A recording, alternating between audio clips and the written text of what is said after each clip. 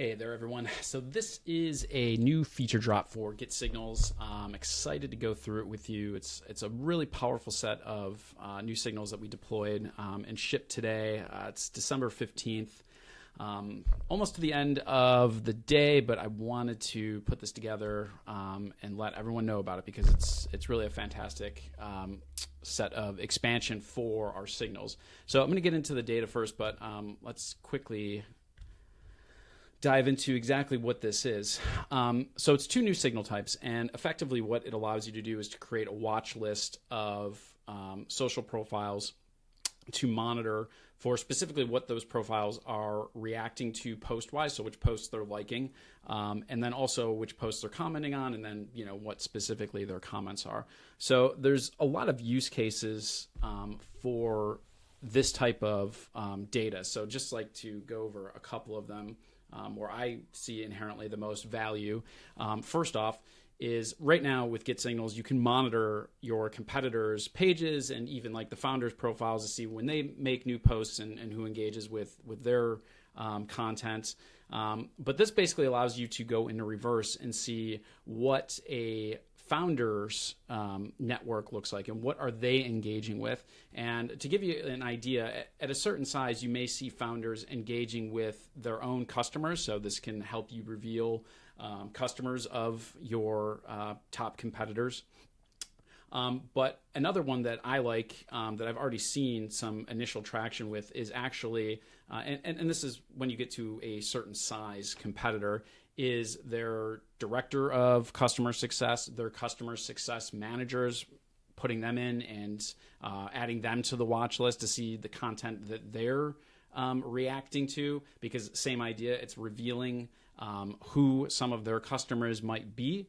And also account executives, kind of revealing which or who their pipeline might consist of, because if they're, again, engaging with prospects on LinkedIn that they're currently working through their pipeline, that can be some, really valuable data. And then on the flip side of that, for you internally, where I like this as well, is deals that you have in the pipeline. Following those decision makers, seeing who they're engaging with. Are they engaging with other competitors? If so, who?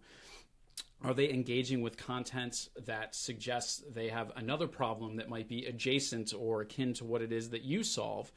Is it a problem that you haven't had discussions with them yet that it looks like they're trying to find solutions to, that you can get ahead of and be proactive in proposing solutions for? So that's on new deal, new business. But then also for your existing customers, your internal champions, your stakeholders, anyone that's part of the buying process, even for dealing with renewals for your existing customers, they should all be on a watch list. When renewal time comes, you don't want to be finding out that they're moving to a competitor. When it's too late to do anything about it, it would be much better to see if they're engaging with a competitor's content or an agency who might align them with another competitor, or again, the same idea. If they're having, or it looks like they're engaging with other content that suggests they're having another problem that is within your sphere of problem solving, then get ahead of it. So basically, it's intelligence that you might not be getting directly from either your pipeline or from your existing customers that can be extremely valuable. So with that, let's get into actually setting it up, and then I'll show you what the data structure looks like. So right now they're very, they're right out here with the new badges. So we'll just do RB2. So simple, enter your name, your signal, what it is that you want to monitor. So in this case, we'll monitor and see what our watch list reacts to. Go and click next. I'm just going to put in Adam Robinson just to do a quick test. And a lot of people ask me why I always use Adam Robinson. Really, it's because he posts frequently. It's easy to always pull up new posts. He's very active, so there's really no signal test that I can't run where I can't pull in a fair amount of data from Adam's profile. So these new signal types work like our existing signal types in terms of the different types of data that you can pull out. So you can export the authors of posts that we discover. So, for example, if you want to go through and parse all the different posts that, maybe your watch list consists of your existing customers, and you want to go through and export all of those post authors along with the posts, of course, and then run them through to determine if this is a competitor, and then if yes, you get an alert. That would be handled by the AI agents. You could run it through the post author. If you're trying to identify ICP that are potential customers of a competitor that is on your watch list, whether it's a founder or an account executive or customer success manager, all those examples I laid out a couple minutes ago, then this would be a good model to pull in the author, because that would be the person that you would potentially want to engage, maybe after you run it through an AI agent to see if it's a good fit for you based on your ICP. So you have the options with the authors. The filter post by time, same as our keyword search or topical based signals. This is the look back period for the first run, so you can go back as far as 2 weeks and up to 100 different posts for every single profile that's in your watch list. This only applies to the first time that the signal runs. After that, it's just always looking for any new posts that it hasn't seen since its last run. So if it runs daily, its look back is then always just 24 hours. You can filter post by keywords. That's less relevant here because you really are just looking for specifically what someone is engaging with, and it's really hard to kind of plan ahead for what that might look like. After a while, you might be able to add some filtering by keywords after you kind of consume some of the data and see what's there, but that's available for you. And then the social engagement export is available for the reaction monitoring for the watch list as well. So for now, I'm just going to have to actually enable this. Probably not. Just enable that. So then we're going to end up with enriched contacts representing the authors of all the posts that we pull in. And at that point, we could move them into engagement. Again, we can funnel them into an AI agent, all of that, whatever your particular workflow looks like. So I'm going to do finish and save. And that's all it takes to actually create the signal. And then I'm going to quickly show you, because I already created this one before I started recording. So let's take a look at the actual data that comes back. Ooh, that is bright. All right, here we go.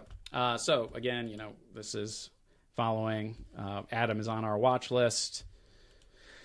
We pulled in 25 posts that Adam has liked, and 4 contacts were created. That's just because some of these contacts already existed in our contact warehouse from previous signals or other posts that we brought in through other signals.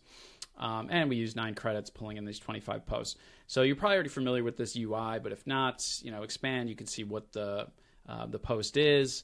If you didn't have reactions and comments enabled, you could always, grab them now if you want to, if you find that a post is relevant. But you can go through here and just kind of see, this is what, Adam has been up to, who he's engaging with. And then you can make determinations as well. If we're monitoring Adam because he's a thought leader, then, seeing who Adam is engaging with as well, who's in his sphere of influence, can actually help us identify other potential thought leaders that we should be, monitoring as well, that we could be pulling more of our ICP out of.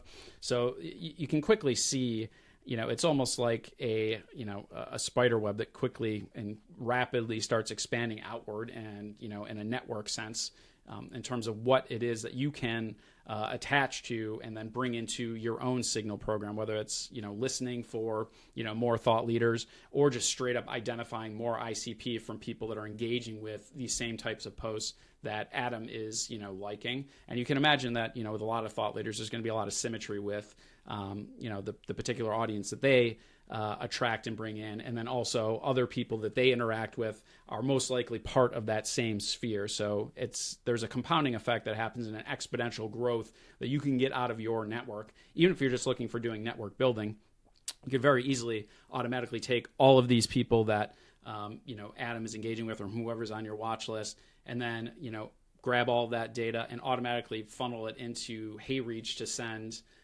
or AimFox or even Lead Forward for doing, invites to grow your network. So sending LinkedIn invites automatically to grow your network. So lots of potential. Very excited with this one. Very excited to see what you guys do use case wise, because, I've been playing with this in terms of, those use cases I laid out, and there's so much potential there.